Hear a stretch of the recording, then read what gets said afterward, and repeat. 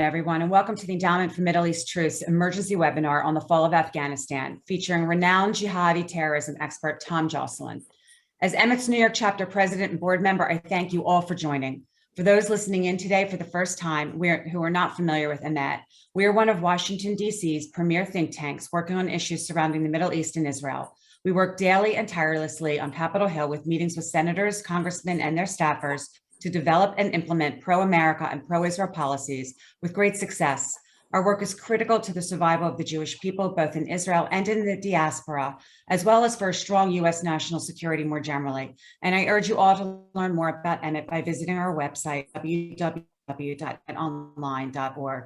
Please consider supporting our critically important work with a financial donation as well, as it is your support that helps us to be able to continue our work, including our important and informative weekly webinars and other programming. These are very complicated and trying times, and pro-Israel and pro-America voices must be heard on the Hill, lest we be drowned out by the louder voices who seek Israel's demise and a diminished America, which unfortunately is unfolding before our eyes, as we'll be discussing this afternoon. I'm very excited to introduce Tom Joscelyn, who I've known for well over a decade. Given Tom's singularly unique expertise on global jihadi terrorist networks, he's had quite a busy week, both granting interviews, sharing his insights on the events in Afghanistan as they play out, but also in keeping up with the minute-by-minute changes taking place on the ground in that region and playing an integral role in what's going on the ground. So I can't thank Tom enough for taking the time to join us.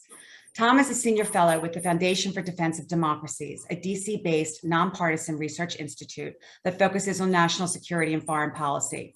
As a longtime supporter of FDD, I am proud to share that it is truly the most important and influential institute in Washington. EMET often turns to FDD experts and their research for our events and meetings on the Hill, and Tom is one of FDD's many fellows producing indispensable research and analysis used by both Republican and Democrat administrations. Tom is also the senior editor of FDD's Long War Journal, a widely read publication dealing with counterterrorism and related issues. Much of Tom's research focuses on how al-Qaeda and the Islamic State operate around the globe. He has served as a trainer for the FBI's Counterterrorism Division, was the senior counterterrorism advisor to Mayor Giuliani during the 2008 presidential campaign, and often testifies before congressional committees. Tom has constructed dossiers for hundreds of terrorists during the course of his work and has been described as one of the, quote, most trusted authorities on the al-Qaeda network because of his encyclopedic knowledge of terrorist biographies. Tom is unbelievably prolific, and you can follow his work and learn more about him at the FDD website.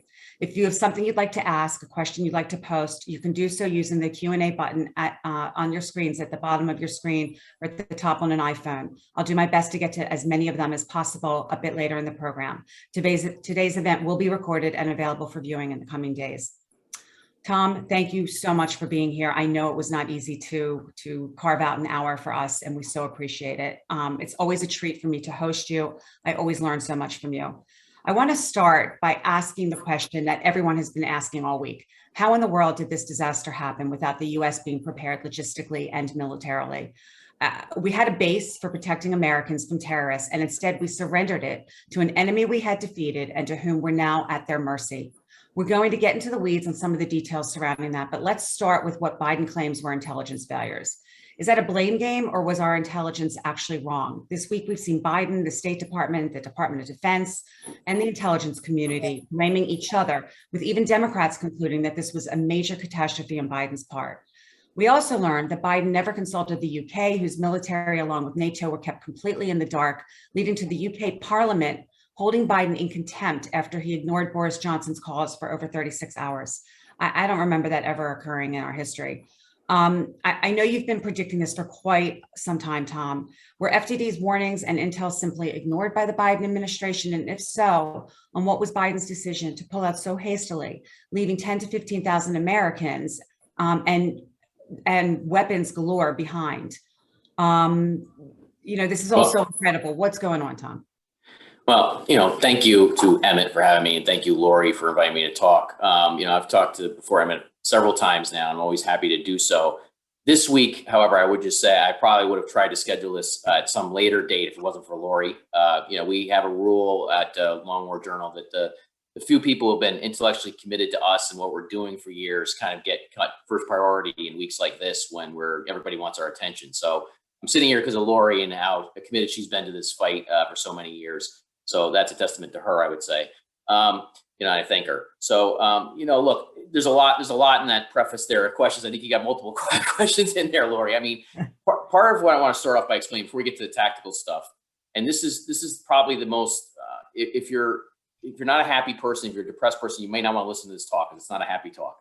What I would say is this drama that you're seeing unfold in Kabul right now was long in the making. It was even before President Biden's mishandling of this, which is, grotesquely just incredible incompetence. I mean, it's almost unfathomable, the incompetence, if he hadn't been tracking this all along. And what I would say is that there's been incompetence for many, many years now across the political and military elite of our society. And you're seeing a failure, a profound moral and intellectual failure unfold now at the Kabul airport on the streets of Kabul.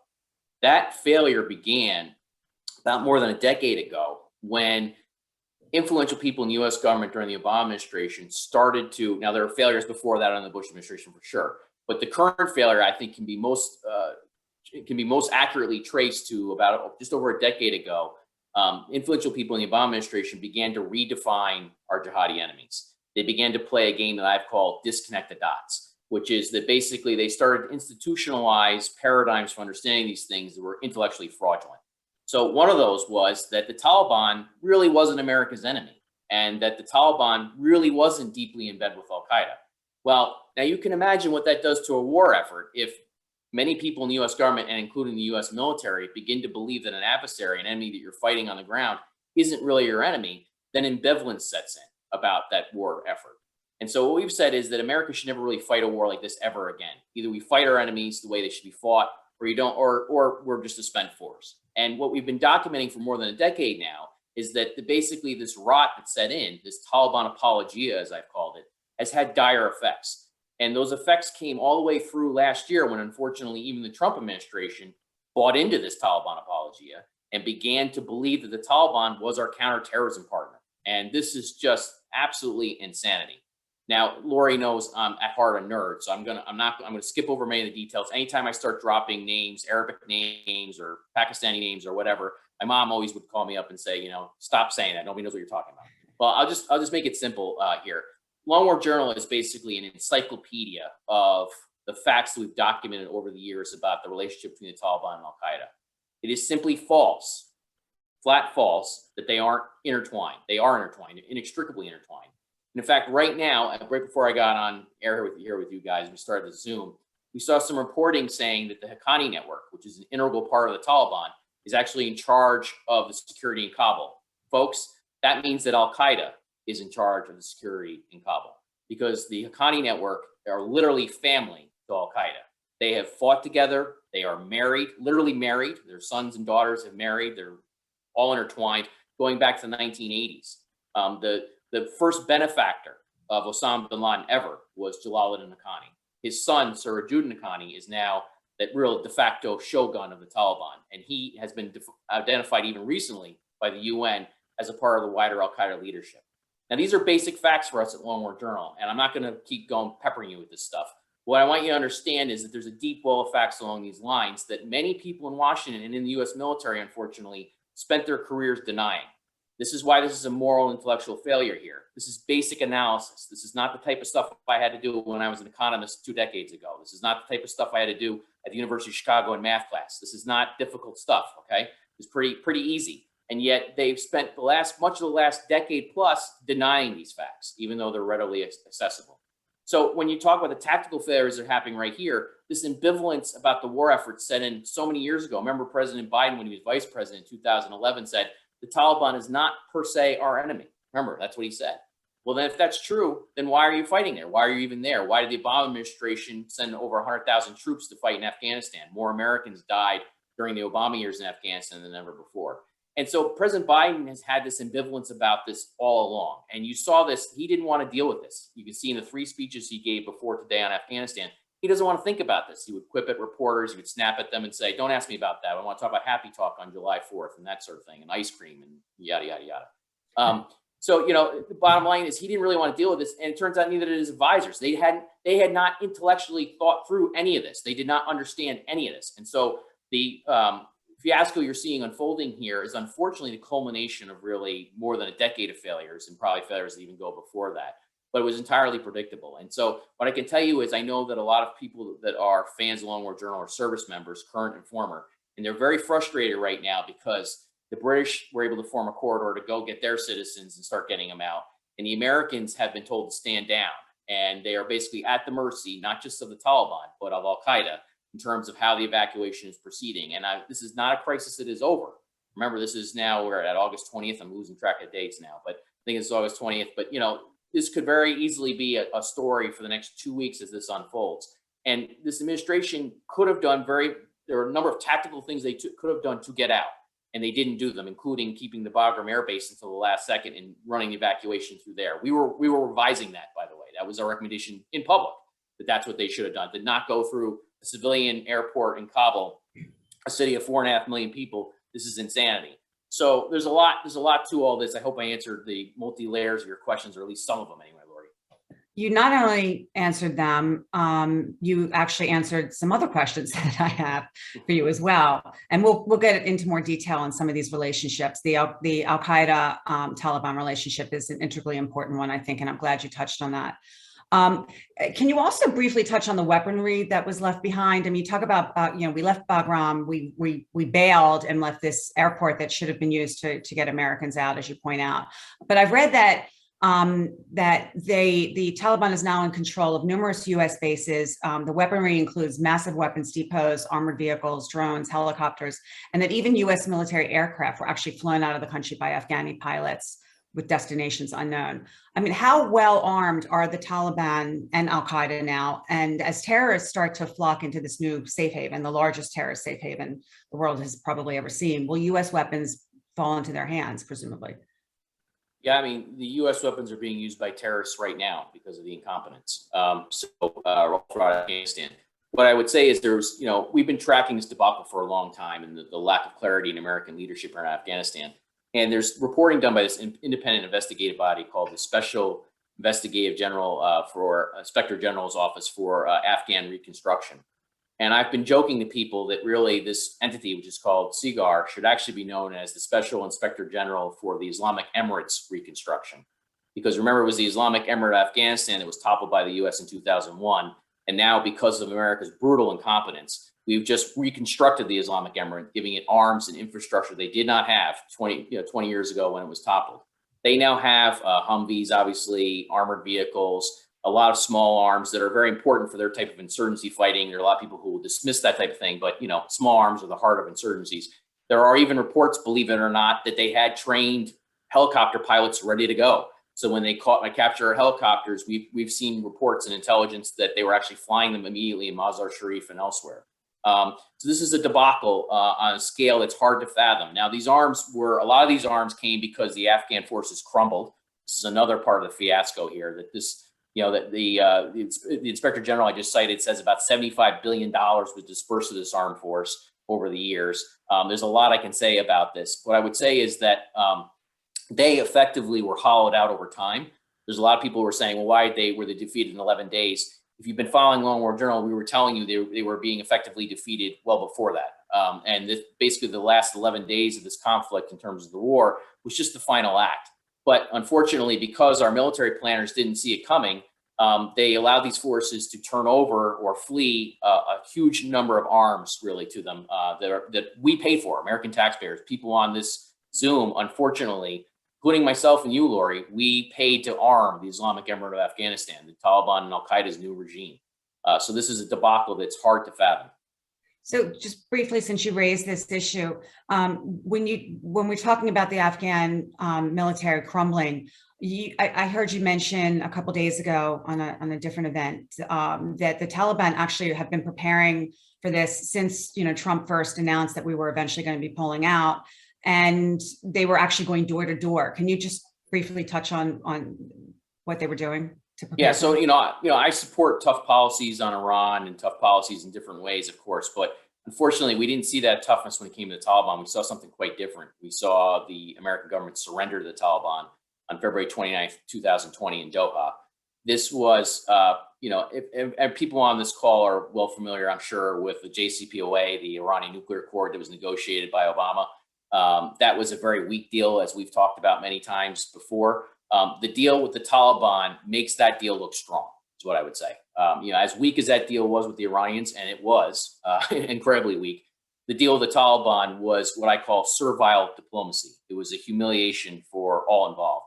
And what the Afghans understood, now the Afghans had many problems with corruption, incompetence, ghost soldiers, poor leadership. So I'm not whitewashing the track record of the Afghans here, okay?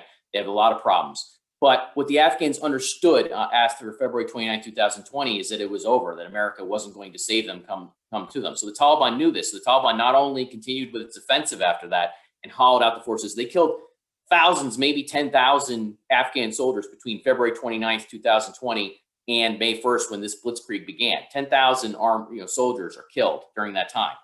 So this was something they were getting ready to do. But they went to others, commanders, and they said, see, the Americans just capitulated to us. They surrendered. They're not going to protect you. And so you saw a lot of territory in the last month or so get handed over. These were pre-existing deals the Taliban had cut with commanders who basically their morale was sapped after America capitulated. So this is why, listen, I'm for a strong America, a strong Israel. This was not strength, right? This was absolutely servitude in the face of barbarians, jihadis. And we can never look at the world this way. We can never behave this way. But this is all important because you're going to see U.S. military advisors and the president and others say, well, they crumbled in 11 days. No, they didn't. 66,000 Afghans have been killed since 2014 when America made them the frontline fighters in this war. Because of the incompetence, the bottom line is the Taliban and al-Qaeda's military strategists were better than America's. Thanks, Tom. So can you talk about a little bit more in detail about where the Taliban have been for the past 20 years? We know that Pakistan has been harboring Taliban, at least some of us might know that Pakistan's involved in harboring Taliban terrorists and their leadership. So what does that relationship look like going forward? And didn't the US, first of all, have substantial funding ability to stop Pakistan and say, oh, wait, we don't like you doing this, and they could have stopped them from doing it years ago. But going forward, what does the Pakistan and Taliban-controlled Islamic Emirates of Afghanistan alliance look like? So this gets a little complicated, but let's take the easy part. Think of the Pakistani duplicity in all this, and really aiding those who were targeting Americans in Afghanistan and aiding the Islamic Emirates comeback. I saw somebody in the Q&A ask about this too, and I was very happy to see this. So the Long War Journal, just so you know, has been banned in Pakistan for over 8 years, okay? The Pakistani government bans very few websites. Ours is one of them. So you cannot actually access this directly in Pakistani soil. You have to go to proxy servers or work around stuff that I don't know anything about, because that's where my black hole in knowledge is. Technology, I'm like a walking EMP, so forget it. But anyway, the Pakistanis know that we have been reporting on the issue here all along. Of course, bin Laden was killed in Abbottabad, right near an army training facility, compound, military academy. But the thing is that let's take a step back for a second. Let's talk about the incompetence of how this war was fought. So the Taliban's leadership, they have the top 3 emirs, okay? They have the top emir of the faithful, they call it, and then 2 deputy emirs. I want everybody to realize, think about this. We're sitting here in 2021. America in 20 years only killed one of these people over 20 years. There was one shot in 2016 where the America finally droned a top emir for the Taliban. Otherwise, these guys have been able to live for most of, by the way, when he was coming back from meetings in Iran to Pakistan, he was droned to death. We'll get into that in a second. But, but no, the Iranians can't work with Sunnis, right? So the bottom line is that America never really targeted the top leadership of the Taliban because they had such a safe haven in Pakistan. So there was something called the Quetta Shura, which was the top leadership for the Taliban, where they would meet and have these gatherings and plan and execute the insurgency unfolding across the border in Afghanistan, targeting Afghans and Americans. You would have, different shuras in other cities as well that were run out of Pakistan, facilitation networks all throughout Pakistan. There was part of the ISI, the Pakistani intelligence service, definitely is in bed with these guys and is actively assisting them in various ways. So the U.S. never got really serious about Pakistan. Now, I want to give you two historical facts on that. One, part of the reason why this mission ultimately failed was because, if you remember, you go back to 2001, then Secretary of State Colin Powell and one of his deputies, Dick Armitage, had a list of demands. I think it was about 10 demands for the Pakistanis, right? And you can go and Google them and look them up. And the bottom line we would tell you is that of those 10 demands, they didn't fully satisfy any of them. The only thing they ever did was allow NATO to move forces and move equipment to and from Afghanistan. You could probably say that they maybe satisfied that for the most part. But of the other 9 or so that are on that list, maybe it's 10 others, I don't know exactly. They didn't satisfy any of them. They didn't cut. They continued to harbor the Taliban. They continued to facilitate them. And it wasn't until 2017. This is one of the things that Trump initially got right before he got wrong. Was under Lieutenant General H.R. McMaster, they put in a policy to cut off, which you mentioned, Lori, cut off foreign aid and withhold foreign aid, which should have been done a long time ago. We don't need American taxpayers paying the Pakistani state to target Americans in Afghanistan. Thank you, right? But that policy lasted only as long as I can tell as McMaster's tenure. And as soon as he was ousted in 2018, the American government crumbled on that and then went back to the servile diplomacy with the Taliban. So this is a sordid story, but again, it speaks to the lack of intellectual clarity and moral clarity on these issues, that decision makers couldn't keep on top of any one of these problems for any longer than the attention of a gnat. So do you think, are there any chances that the jihadists in Afghanistan now turn their attention to Pakistan, turn on Pakistan? Is it possible that they can seize control of that country, including its nuclear weapons, which is a very scary thought? And does the US have enough military, intelligence, diplomatic presence to detect this before it happens? Or better yet, do we even have the will? So Pakistan is one of the scariest places on the planet. I years ago, I did a lot of research and writing on the murder of Daniel Pearl, the Wall Street Journal journalist. I would tell you guys, if you actually investigated that and looked into that, you would understand a lot about al-Qaeda and how it works, and how they were able to deliver him for that butchering, that murder, which still gets me fired up to this day. But the bottom line is that, yes, this is where the short answer is there's something I call the Wheel of Jihad. So the Pakistani state is in bed with the Afghan Taliban and al-Qaeda members who are fighting in Afghanistan. But those folks, those jihadis, are actually in bed with the jihadis who are attacking elements of the Pakistani state. So the Pakistani state, you think back to Game of Thrones when Daenerys was going to break the wheel of power, right? They formed this Wheel of Jihad that nobody's broken, and it's spinning feverishly right now. And so even though the Pakistani state was supposedly exporting jihad to Afghanistan and helping the jihadis there, it definitely redounds back against them. It comes back against them.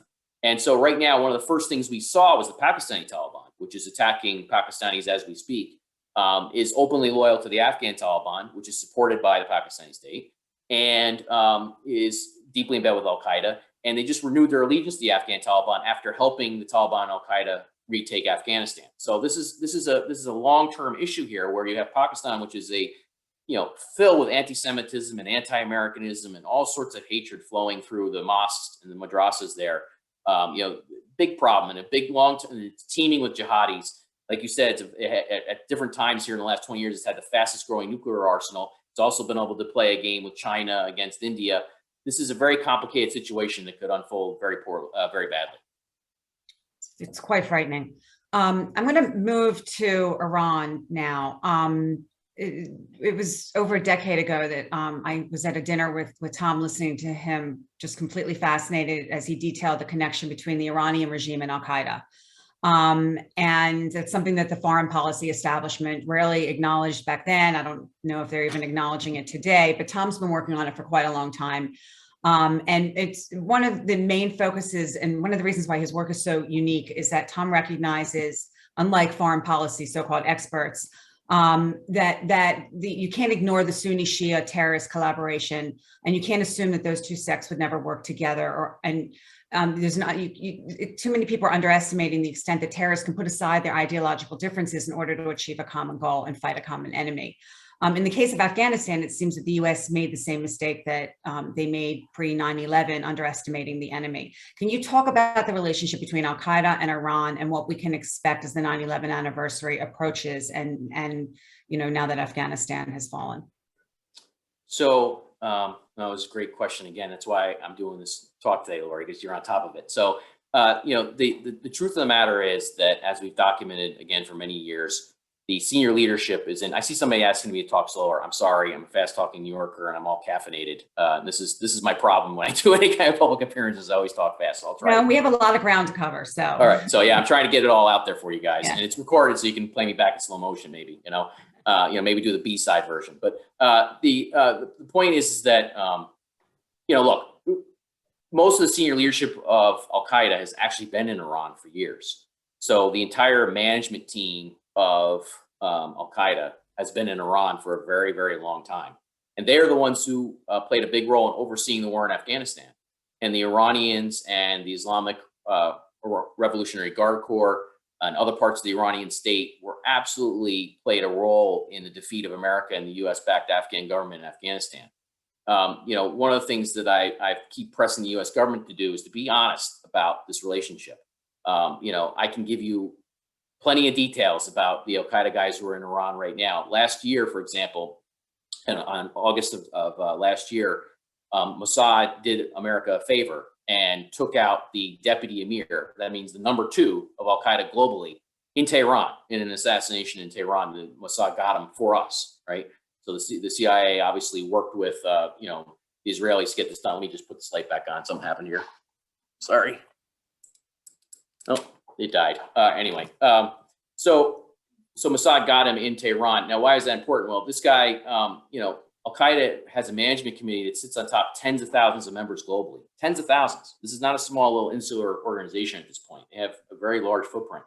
And the management team that oversees this is based in Iran. And so one of the things the Trump administration got right was they worked with Mossad to get intelligence on this individual known as Abu Muhammad al-Masri, who had been wanted by the US government all the way since the 1990s. I would just, with a little wink, I would say you can see that I was reporting on him quite often before he was killed, and was highlighting how important he was to their operations. But there are still senior guys there to this day.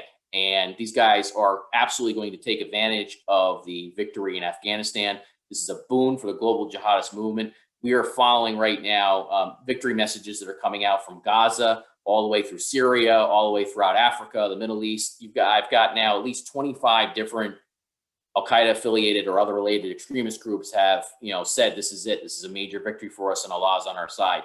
And what that means is that if you understand that the Sunni side is related to the Shiite side and that they do work together against us, despite their differences internally, this has been a boon for an ideology and an organization that is deeply anti-Semitic and deeply anti-American. And I can't imagine that has a good ending. I mean, I know you spend your days scouring jihadi social media sites. And so as you share that you're seeing all sorts of jihadis, claiming victory, it's not just the Taliban. And I think you made a very important point that people need to understand. This is not just about the Taliban. It's not even just about al-Qaeda.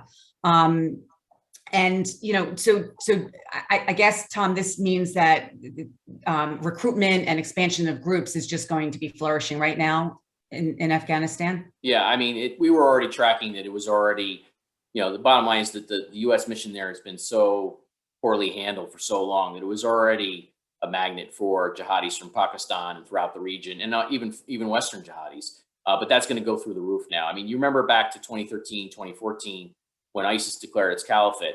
That was a big moment for them religiously. And a lot of Western policymakers underestimated that. And this is what I'm talking about with the elite failure here, folks. It goes back years, and the failure to understand who we were even fighting. And I remember that it was in June of 2011, I think it was, that John Brennan, who was then the counterterrorism advisor for President Obama, said, we're not going to organize our counterterrorism policies around their dream of resurrecting a caliphate because it's an absurd, feckless delusion. And he says this in a speech on June 29th, 2011. I'll never forget it. 3 years to the day, what did ISIS do? They declared the reemergence of the caliphate. 3 years to the day. And of course, set off an international crisis when tens of thousands of jihadis were flocking. Al-Qaeda has had that, contrary to what a lot of people don't know, Al-Qaeda's had that same goal all along. And for them, the Islamic Emirate of Afghanistan, the Taliban's regime, is the nucleus of their new imagined caliphate.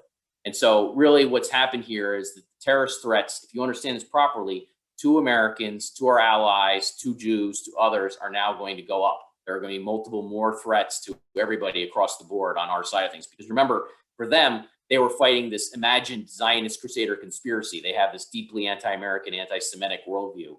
And that that has now gotten a major boost in the arm.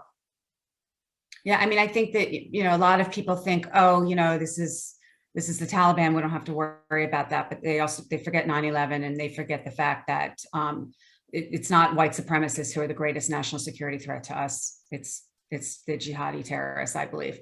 From an intelligence standpoint, Tom, what does it mean that we no longer have eyes and ears on the ground and in Afghanistan, and whether, through our own military presence or allies, it's all gone? Biden just destroyed any chance that anyone was going to work with us going forward, since we simply abandoned the Afghani operatives who were assisting us, sending a message to the entire world that the U.S. is no longer a reliable ally. So how do we fight jihad without intelligence? Do we have undercover operatives who remain? Are we relying on the Mossad? Given that Afghanistan is now just this breeding ground, how do we conduct critically important counterintelligence work from the outside? Well, let me put it this way. I personally know Afghans who have been hunted down and killed in recent weeks. So there are credible reports now that the Taliban and al-Qaeda have our biometric data, which was used to register people we were working with. And they're using that to identify everybody who was on our side in the conflict. And this is part of when I talk about the moral failure here. If you're an American and you're living on the East Coast of America, people our leaders failed to explain to you what these people were doing. These people, a lot of times, helped hunt down senior terrorists who were plotting against us. In fact, right before the 2016 election, and al-Qaeda operative in Eastern Afghanistan, who was in charge of sending external operations our way, meaning attacks against the West, was killed in a drone strike. And it was only because local Afghans were working with us that we could find him and hunt him down. And now those people have been betrayed. And they've been betrayed by, really, I would say, in our political elite are immoral and dumb, quite frankly. They really don't know what they're talking about. And so these people have been betrayed in all this. And now that whole network, because they have the biometric data and because they have all these tools, there is no network anymore now, right? I mean, the CIA's got to be scrambling to preserve anybody they can. I mean, on the social media pages now that we track for the Taliban, al-Qaeda, they are advertising that they're hunting down, they're blindfolding, binding, and then kneeling Afghans who work for us and then shooting them in the back of the head. And we've had to document this now multiple times over the last several weeks. And this speaks not only to the incompetence of Biden's withdrawal, right, which was, seriously, folks, think about how incompetent this really was. It really draws into question his ability to lead, but also draws into question the previous administration, which thought that these people, the murderers who are now hunting down our allies, could be our ally or our partner against terrorists. This is just insane.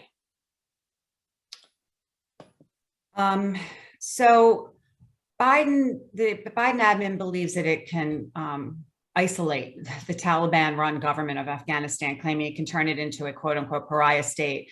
But the reality is that China and Russia are also trying to build relationships with the Taliban right now. And the Taliban-led government has strong relations with Pakistan, as we've discussed, and is strengthening them with Iran. So when State Department spokesman Ned Price stated that they're trying to take stock of what's transpired, which is just simply pathetic, given that they should have obviously been doing that prior to the pullout. If the U.S. no longer has any leverage, whether militarily, diplomatically, politically, is it correct to assume that, putting aside al-Qaeda, ISIS, and other jihadi groups, that some of these dangerous alliances are going to move forward with the Taliban and China, Russia, Iran, and that they're not going to be a pariah state?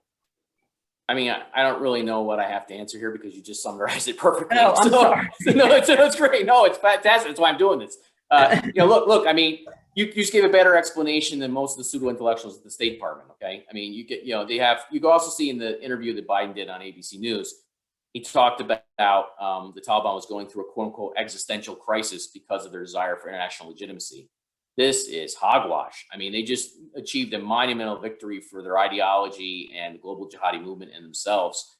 And for all the reasons you just expertly articulated, they're not going to be a pariah state because we don't live in a unipolar world anymore. You have China as its neighbor, and China was hosting the Taliban delegation that had negotiated America's surrender. That same delegation made a trip to Beijing, in which they were warmly welcomed. And the Chinese said, we know your guys are now open for business. And the Russians have maintained better diplomatic ties with the Taliban in recent years too, even though the Russians should hate them for what happened during the 80s when those jihadis or mujahideen who prefigured the Taliban's rise beat them. they've been able to cut a deal with them. And what I would say is and of course, the Iranians have been able to exist as a supposed pariah state, even though you have many people bending over backwards for them.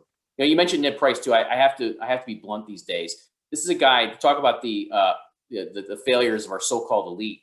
This imbecile actually lied about a lot of my work and actually tried to place op-eds in the New York Times and else against me. Now, most journalists who he lied to came to me because they know me and they said, you know, what is he talking about? And I said, well, he's, you know, Ned Price. What do you want?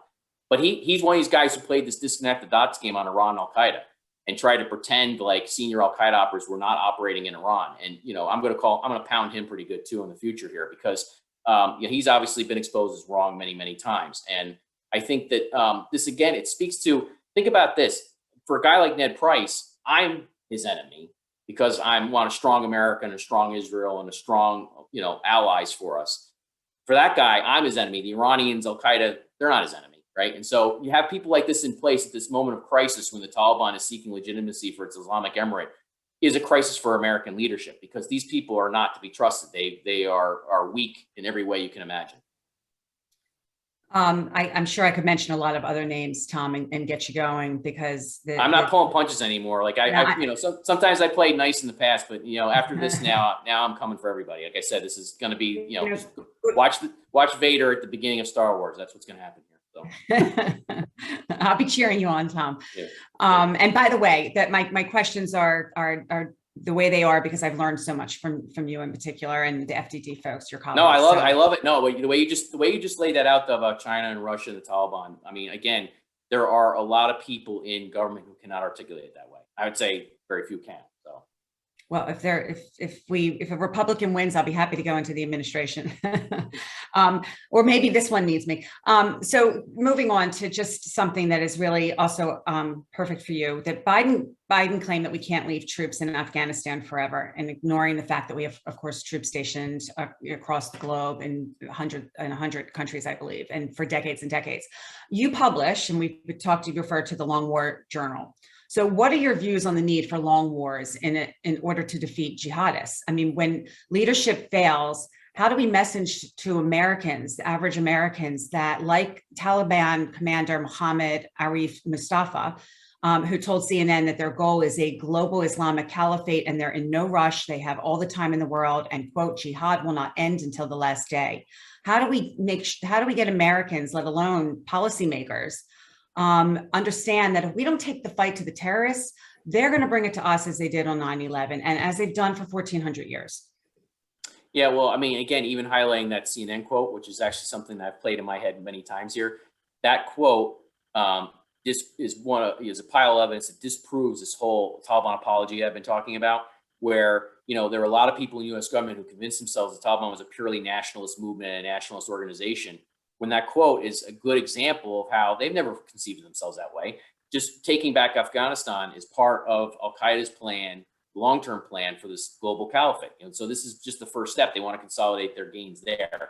What I would say is that, you know, when it comes to long wars, one of my quips or my joke is, Long War Journal was named by my colleague before I even started. I started right toward the beginning when he started, and it was basically a concept that had bubbled up in the Defense Department briefly. But the Long War Journal, the irony in the name is that this was a concept that bubbled up in the Defense Department, and then they quickly abandoned it. So they didn't even stick. This is why, you know, eventually there wasn't even a war on terror, right? Eventually it became overseas contingency operations. And so there's been this muddle and this part of what I mean here about this intellectual failure. There's been an intellectual failure to understand all this. There are very few people left who are even intellectually committed to any of this and who understand any of it.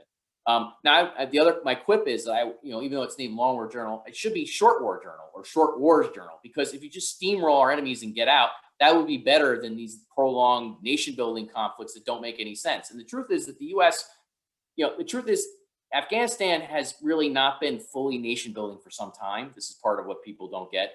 The last 10 years, the mission has been so muddled, but basically it had been reduced down to a much smaller objective.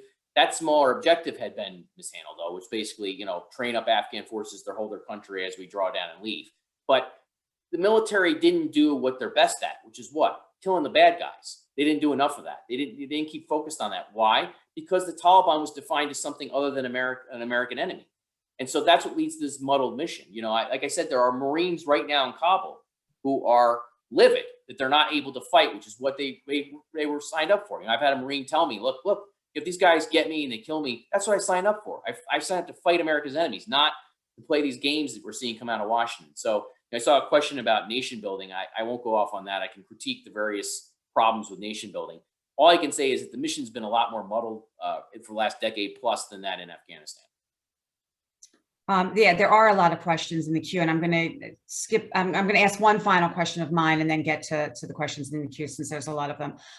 Can you share with us what is sustaining the Taliban financially? Their dollars tanked. The U.S. has imposed sanctions which don't exclude humanitarian resources, and it's unclear to me whether those are even effective. And what role does drug trade money play internationally? Are they going to be assisted? Yeah, I mean, the problem is the Taliban, if you think about it, like North Korea or the Iranians or any of these other regimes, they're willing to exist as a pariah state. I mean, they're fine with that. I mean, their biggest in their hierarchy, the number one thing for them is their religious beliefs, and then everything else comes after that. So the problem too, though, is I would watch out for the sanctions and other things that are in place against their regime, because part of the problem here is that they could be negotiating those away right now as they control the pace of the evacuation of the Americans out of Kabul. There are various things in play that I don't really want to get too far down that rabbit hole, but there are things that could slip. You know, and all this service, I saw one question. I just want to take it real quick. I see a question from Elena who's asking, you know, is there any hope with these talks between Karzai and some of the former administration about forming a possible coalition government? The answer is no, flat no. The Taliban has always been about resurrecting its Islamic Emirate Afghanistan. That's just a show now in Kabul for the cameras and for Karzai, and to get Karzai to capitulate in a certain way. Remember, there's the Islamic Emirate Afghanistan, their totalitarian regime. This is what they've been fighting to resurrect for 20 years. This is something they're getting ready for. There's not going to be any coalition government. What they're getting ready for is, just as you saw Abu Bakr al-Baghdadi, the ISIS caliph. Remember, he sends the podium in Mosul in 2014, and this becomes this big rallying cry across the globe as they see the caliph has returned and the caliphate is now supposedly with us once again. The Taliban and al-Qaeda are getting ready for that moment in Kabul, and it's going to be Habatullah Akhundzada is his name. He's the Emir of the Faithful. So in their scheme, that's the title that's given to what? The caliph. And he has been the Emir of the Faithful for the fighters, not just in Afghanistan and Pakistan, but also al-Qaeda globally. For many years, they recognize this. And so they're getting ready for him to have his pulpit ascending moment in Kabul where he takes the throne.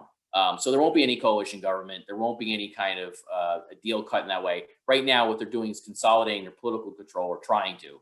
And they have various games afoot to do that. A couple people have asked what ISIS's role in this is. ISIS, this leads me, I have to be blunt these days, right, Lori? So let's talk about ISIS for a second.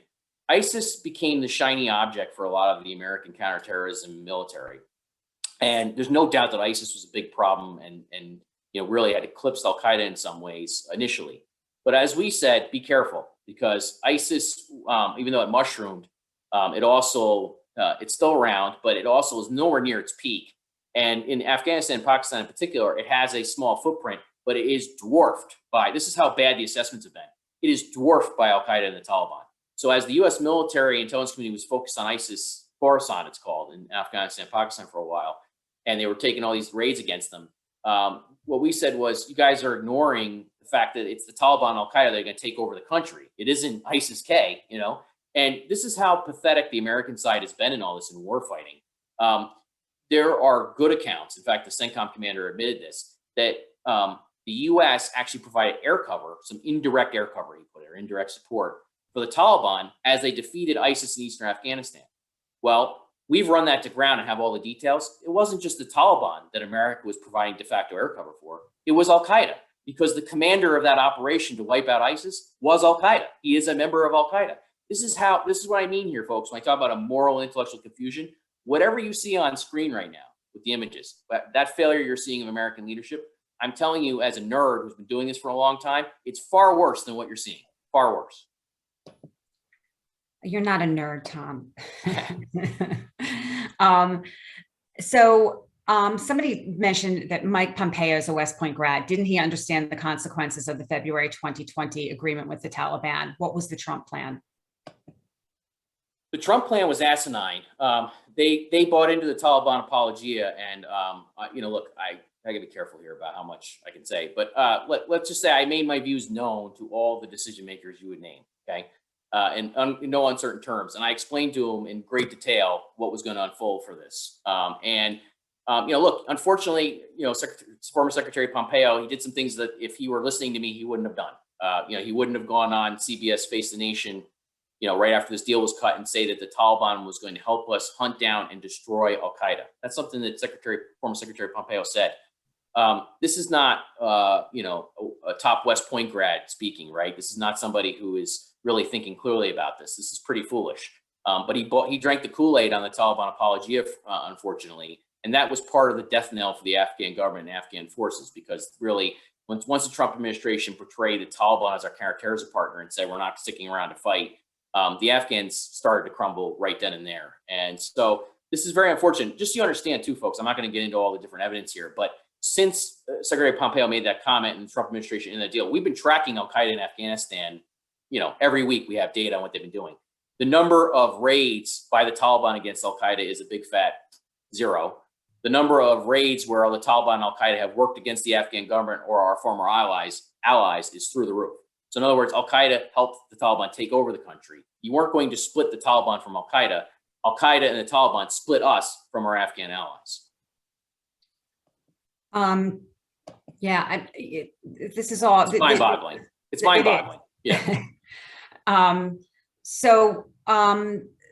You've kind of touched on this. Somebody asked, to what extent did our civilian and military leaders' ignorance about Islam play a role in our Afghanistan debacle? I mean, I was listening to a former vet, a military veteran on one of the shows the other night, talking about the fact that the problem is that U.S. leadership is acting the way as if things are the way they want it to be, as opposed to the way it is. And the problem is that they don't understand the enemy. Exactly. No, I mean, I'll give you an example of this. One of the many failed generals in Afghanistan is General Joe Dunford.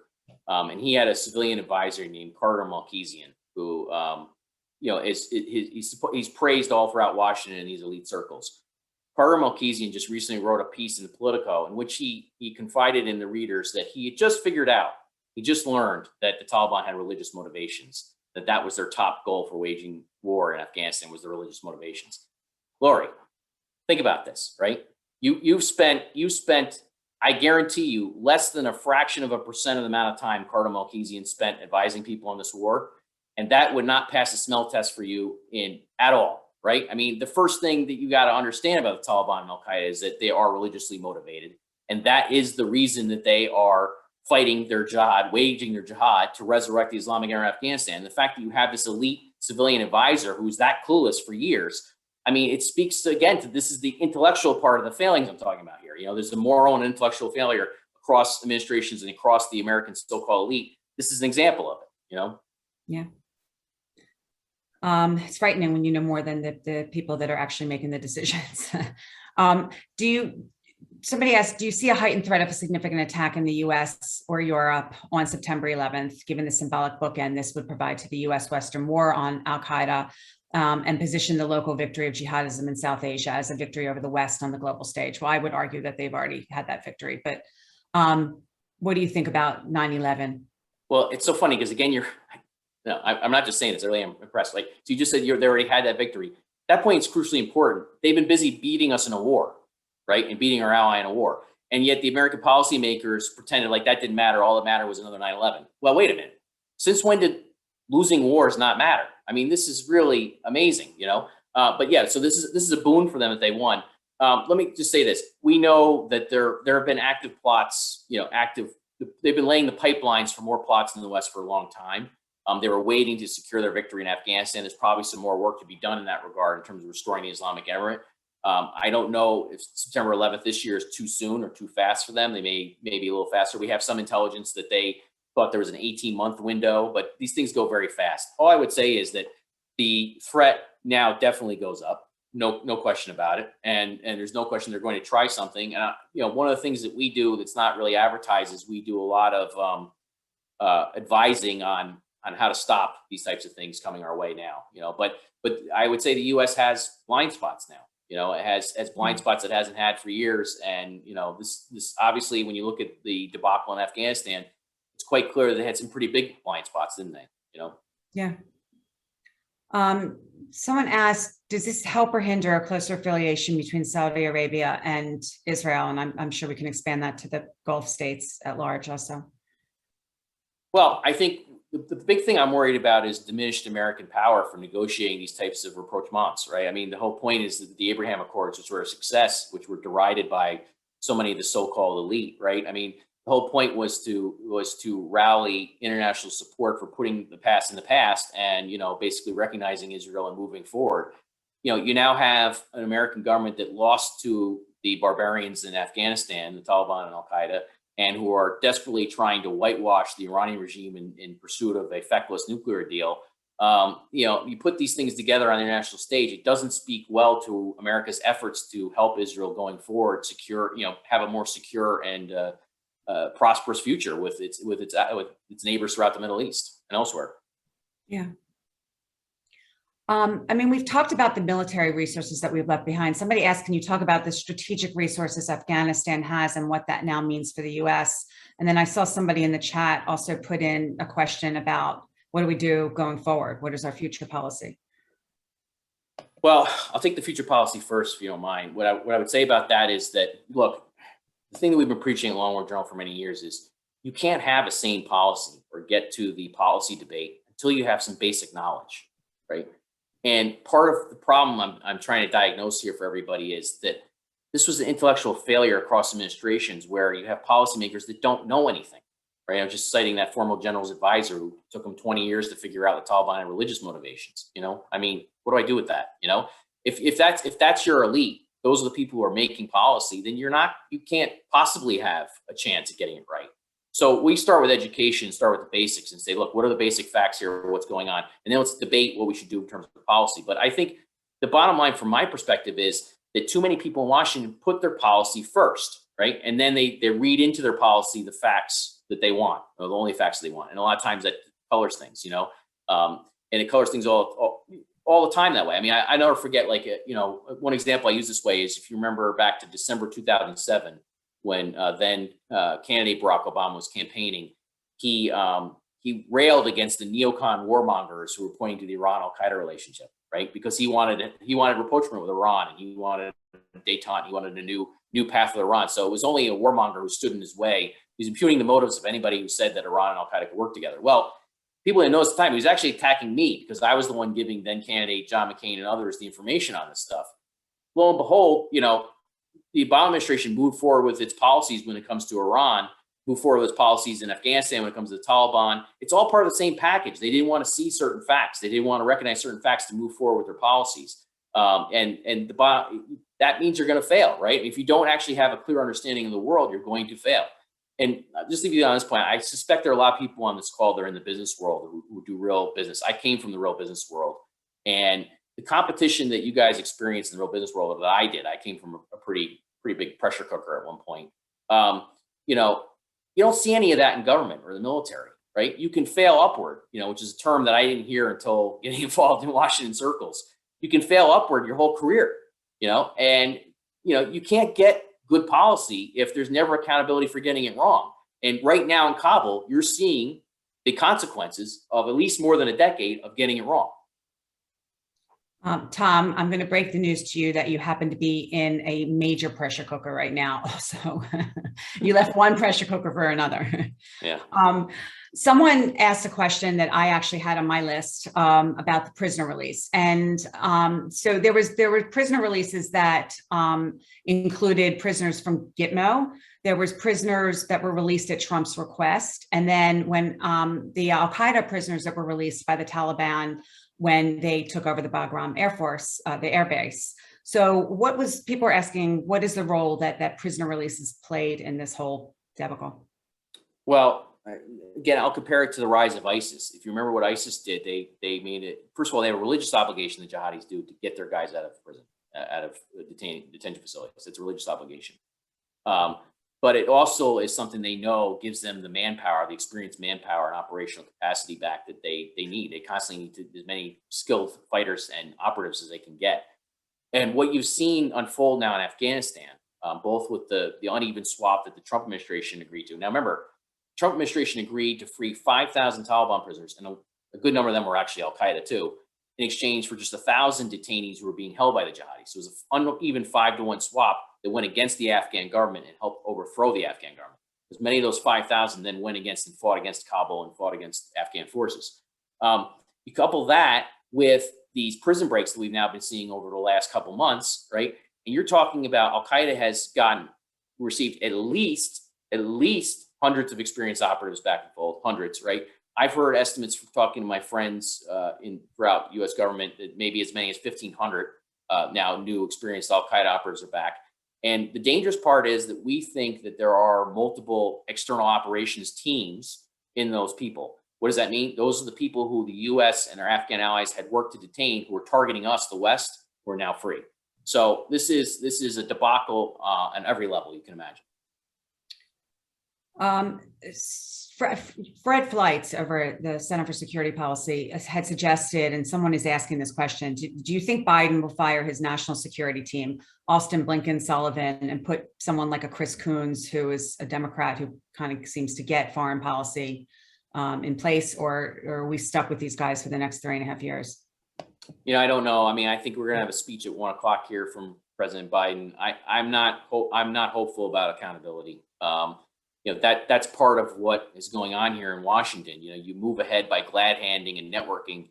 You don't move ahead by actually performing or getting anything done. And so that's part of why you're watching this failure of the political elite. They don't have the same pressures on them that you would have in the business world, for example, in certain elite business areas, you know. And not that the business world is perfect, of course, there's all sorts of, you know, problems, but at least there's some accountability. In my case, there was a lot of accountability when you screwed up. So the thing is that you don't see that in Washington. So we're going to find out at 1 o'clock. I'm not hopeful that there will be any real accountability, but, you know, we'll see. A number of people have asked if U.S. Muslim groups played a role in influencing the administration's policy. Do you have any sense of that? There were a couple of people that asked that, so I don't know if that's on your radar. What I would say is, like, when it comes to Afghanistan, one of the more insidious parts of the story the role of Taliban apologists who work for Islamists or work for Qatar, for example, or work for others and were probably receiving funds, who infected the American government's understanding of the Taliban and al-Qaeda with their nonsense. In other words, they basically got the U.S. to misunderstand it. And that's how you get the policy, right, of the Taliban's going to be our counterterrorism partner. That doesn't spring out of nowhere. It takes years of infecting the U.S. government with nonsense in order to get to a point where you have policymakers say, yeah, we can ally with the Taliban against al-Qaeda, ignoring this mountain of data that we've accumulated showing the two are still deeply in bed together, you know? So yeah, I do think that nefarious actors who advocate and lobby on behalf of our foreign adversaries and enemies absolutely tilt the game in Washington at times. And they did in this case. And it's, you know, one of my jokes is, other than FDD, there's really very few people in Washington who are representing the American people. You know, it's almost like the American people need a U.S. embassy for the American people in Washington, because everybody else seems to be represented, but a lot of times the Americans aren't, you know? Yeah, no, I like that idea. We're sort of winding down. I'm going to ask one final question and then see if you have any other remarks you'd like to make. But people are concerned about the Afghanis that are going to be resettled in the U.S. Do you think that some of them might be stealth terrorists? You know, to me, one of the reasons it took so damn long to even get it together to try to help get them out was because of the slow processing of their visas. I'm more worried about our southern border. What are your thoughts? What I would say is, look, for the most part, the Afghan refugee issue and our people who worked with us, for the most part, this is an issue of getting good people out that worked with us. And you can identify, there was certainly a tiered system in the U.S. government. You could know there are a few thousand that were well known, have been cleared over and over again as trustworthy and worked with us, and they're not a terrorist threat. The problem is, once you get outside of that first tier and you start working down into other tiers, you then do open yourself up to more risks, is what I would say. You know, one of the things that we documented in Afghanistan was this insider threat. So we're Afghans who were working with the U.S., were nominally part of Afghan forces, who then turned their guns on Americans or Afghans, you know, behind enemy lines. So they were basically double agents who were planted behind enemy lines. Is it possible that something like that could happen in these refugee folks? Of course, you know. But, you know, look, the first tier of the people who should have gotten out are people that some of them people that I knew along the way, and others who are good people who are just working for us. And unfortunately, I think some of them have been betrayed as well. so distressing. I mean, do you think that we're going to be able to get all the Americans out? Or is this going to be an Iran hostage situation 2.0?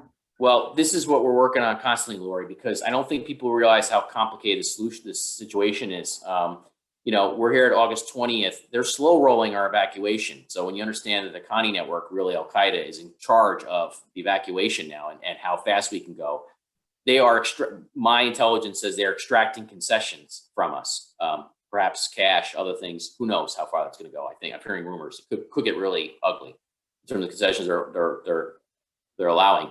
And that's going to be a slow roll process up to August 31st, if not beforehand, because that's the target date to get all the Americans out. Who knows what happens at that point? I think that, the Biden administration wants to get this off the front page and get this out of the news cycle. But if you just think about it, and I hate thinking about that in those crude terms, but if you just think about it in that way, we're sitting here at August 20th. This is going to be a major news story for at least 2 more weeks. And folks, we don't know what the ending is, right? The ending here could be very bad. I wonder if we'll even know what the ending is, since we're not going to have any people on the ground to report accurately. Hopefully the Afghani people can figure out how to, and you, Tom, I'm sure will be in touch with people on the ground as well. It's 1 o'clock, and Tom, thank you so much. I know how busy you are. We all appreciate you taking the time to be with us today, and your work is so critically important to U.S. national security. So thank you for that as well. I wish everybody a good afternoon. Thank you for joining us. And we look forward to seeing you all at the next meeting. And thank you to everybody for joining us. I appreciate it. Thank you. Thanks, Tom. Thank you, Lori.